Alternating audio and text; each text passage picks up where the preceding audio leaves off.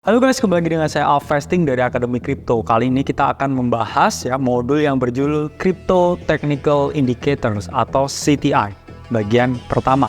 Jadi apa sih sebenarnya technical indicators itu? Jadi technical indicator itu merupakan suatu tools atau alat yang bisa teman-teman jadikan suatu alat untuk menganalisa pasar. Jadi pada dasarnya technical indicators ini mengambil data historis dari market untuk kemudian teman-teman jadikan suatu alat pengambilan keputusan trading. Nah, jadi apa aja manfaat dari technical indicators ya? Kita ngomongin ya dari segi kemurahan dulu ya. Karena ini sebenarnya kalau teman-teman pakai technical indicators ya di platform TradingView itu pada dasarnya itu nggak bayar ya teman-teman. Kecuali teman-teman pengen fungsi yang lebih advance lagi itu teman-teman harus bayar. Dan lebih dari 95% ya platform trading itu selalu bekerja sama dan menggunakan TradingView. Jadi teman-teman bisa ya explore dimanapun ya platform trading apapun itu hampir semua menggunakan si TradingView ya. Karena gratis juga ya. Sehingga di poin sini juga ada juga kemudahan aksesnya ya. Jadi teman-teman bisa tinggal klik www.tradingview.com karena semua yang kita gunakan technical indicatorsnya ini dari platform TradingView.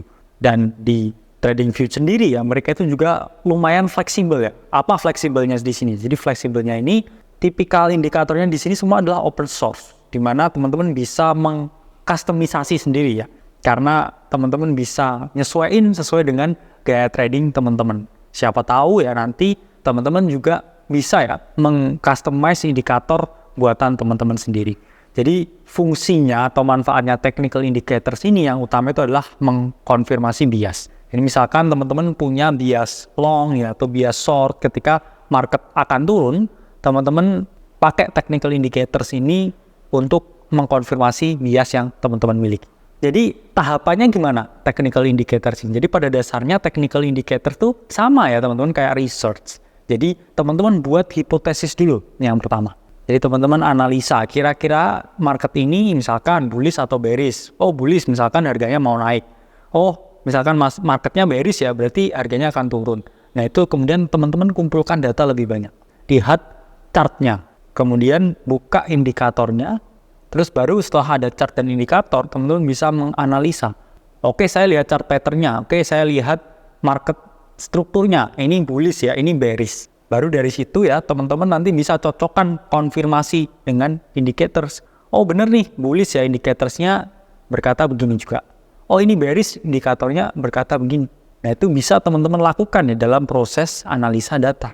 Baru kemudian teman-teman buat simpulan. Oke marketnya bullish ya indikator saying bullish. Saya juga akan mengambil posisi long misalkan di situ. Baru yang terakhir ya ketika udah ketemu hasilnya entah itu berhasil atau gagal. Teman-teman lakukan evaluasi. Evaluasinya gimana ya? Misalkan saya sudah menganalisa ya, membuat hipotesis market naik didukung dengan indikator.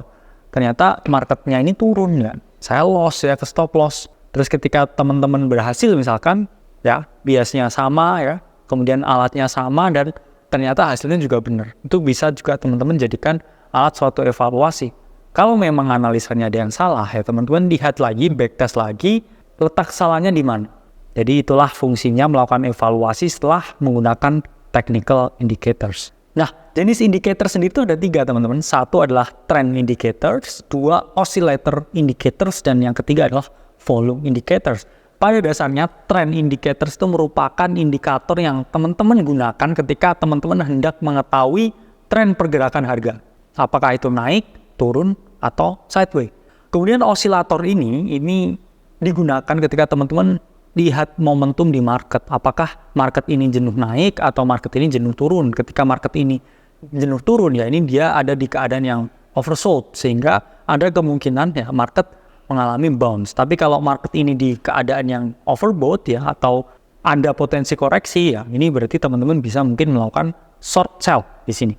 Dan yang terakhir di sini adalah volume indicators yaitu merupakan alat ya yang mengetahui tingkat partisipasi ya dan juga volume perdagangan dari setiap sesi trading. Di sini saya ingin membahas ya beberapa kesalahan yang saya bilang mungkin dilakukan ketika teman-teman ini menggunakan technical indicators. Apa aja kesalahannya? Jadi Satu ya, ini teman-teman menggunakan 2 indikator atau lebih dalam satu kategori yang sama. Jadi ketika teman-teman memilih misalkan trend indicators pakai A ya, itu ya udah pakai aja. Jangan ya saya lihat misalkan trend indicators saya pakai EMA ya, sama Bollinger Band misalkan. Nah itu bertentangan ya teman-teman ya, bersilangan. Kadang sulit juga ya nemu titiknya ketika semua indikator tuh sepakat iya gitu. Karena kadang satunya iya, satunya belum. Satunya bullish, satunya bearish. Saya banyak ya menemukan kesalahan teman-teman ini ya pakai moving average ya ditambah super trend ya ditambah Bollinger Band. Itu adalah suatu hal yang kurang tepat. Karena pasti teman-teman bingung ya.